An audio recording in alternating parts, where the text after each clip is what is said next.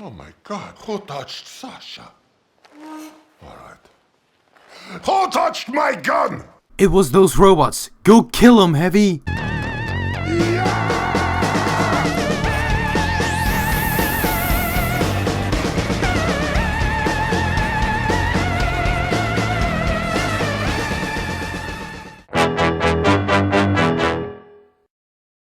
Hey, what's up guys, the name is Mr. Org360 and welcome back to yet another TOD tutorial. In this episode we will cover the Heavy's role in MVM. Disclaimer, this is not the only way to do it. This is just the one that I recommend to you. So, if any of you have followed my videos before, you know that I have recommended all the other classes to be on all of these maps. But for the Heavy, he is optional.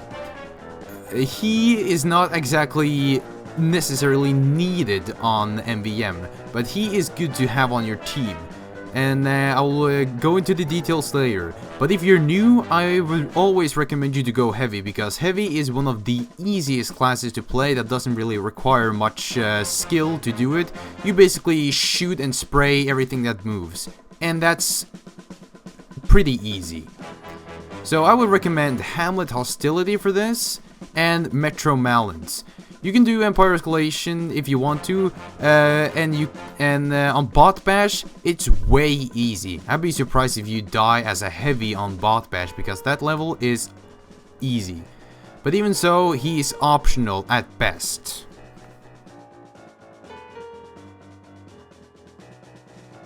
So, for the Heavy's loadout, the only thing you actually really need to be a good Heavy in MVM is to have the right minigun. Me, I use the stock one, or technically I'm using the Australian, but you know, it's just a reskin. You can also use the Brass Beast if you want more damage, but I would advise you not to use the Natasha, because, well, it's bad on its own. The Tomislav is okay, but I would always recommend you to go with the stock one. And for your secondary, it doesn't matter at all what you use. You can use your shotgun, you can use your sandwich, you can use whatever you like. So secondary doesn't matter at all. And for the melee, well, I use this, because with this I can run a lot faster, and that is helpful, you know what I mean. The Heavy is slow, and this makes him faster, you know what I mean. These other ones, they work too, but, well, I would suggest that you go with the Gloves of Running Urgency. So, the Heavy's objectives are pretty easy. You just kill everything. There are a few tricks to this, of course, and there are, of course, something you need to upgrade, and that's what we're gonna get to next. But even so, the Heavy's job is just to kill anything that moves, and that means everything.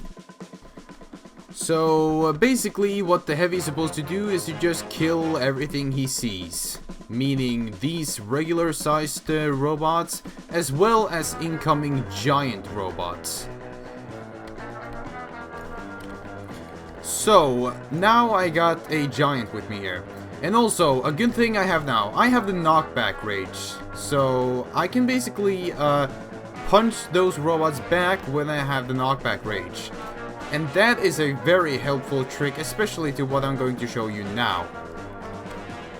Sometimes you may have difficulties dealing with a giant robot, somebody that's either too powerful or is being healed by a medic.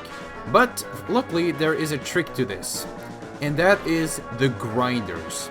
You can find one of these in both Manhattan here and on Rothenburg.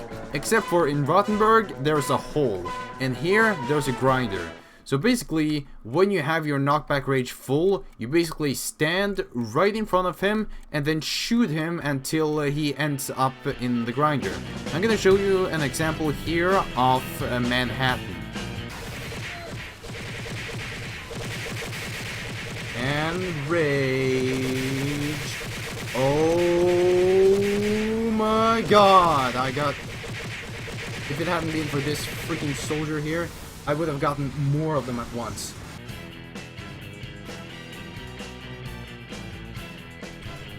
And now for the upgrades. Now, I'm already in a round, and I'm also playing on boot camp, and I'm also not playing on the right mission. But even so, I can show you the upgrades. So basically, if you were playing on Empire Escalation or Metro Malins, you would either get 800 or 900. So let's say we have 800. What you would want to do is that you're either take this, projectile penetration, or destroy projectiles. Destroy projectiles is what you should upgrade if there are giant soldiers or demo man with crit, or maybe even without crit. But if it's not, if it's maybe just heavies, then you should go with projectile penetration. Go with one of these and then one ammo capacity. That's for the first round. And as the rounds goes up, you upgrade all of these until they're full, as well as ammo capacity. Then you go over to knockback rage and firing speed. So let's just say that, so let's just upgrade with what we got. Let's take one of all, at least. It should also be worth mentioning that the firing speed and knockback rage, they aren't exactly essential to your team. You can do fine without it, but it's easier to kill with them. But if you will feel better doing blast resistance or bullet resistance or even crit, then you can go resistance instead of the knockback rage and firing speed. But I would recommend that you have at least one of these. To have at least one firing speed and one knockback rage. Preferably more than that. And then go resistance. But even so, I go with this. Because this is what I feel comfortable with. Because I mostly feel like I can survive without actually needing any resistance. I can die without it, sure. But I feel like when I have the destroyed projectiles, I can survive against soldiers and demos. So that's my opinion of that. You can go resistance if you're new. If you're new, then definitely go resistance. Thank you guys so much for watching. I hope you enjoyed, and I also hope you learned. So now you can't say that you're a bad heavy anymore. And hey, maybe someday you'll be this guy. I'm sorry that you got cursed. Ah, good luck. This is not gonna happen, is it? Maybe. Oh, it happened! It happened! Oh, congratulations. Okay then. I actually got that one last Friday. Wow. Okay then. But congratulations, that's the fifth best Australian you can get. Congratulations.